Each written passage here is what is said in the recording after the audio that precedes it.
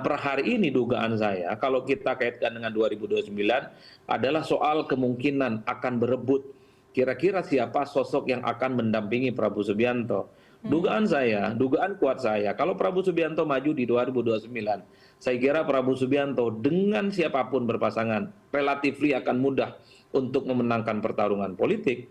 Oleh karena itu, kalau bicara tentang downgrade, bicara tentang skenario besar untuk merusak reputasi Jokowi, tentu akan kita sebutkan bahwa mereka yang mencoba untuk mengincar supaya mereka bisa bersandingan dengan Prabowo Subianto sebagai calon wakil presiden nantinya di 2029.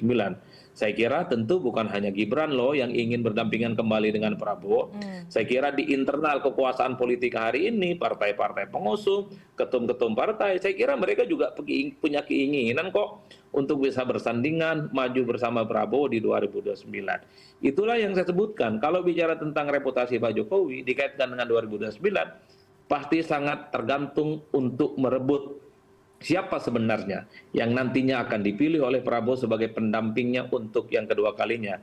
Biasanya siapapun nantinya yang menjadi wakil presiden Prabowo di 2029, ada kecenderungan dia akan menjadi presiden di 2031 atau di 2035 maksud saya.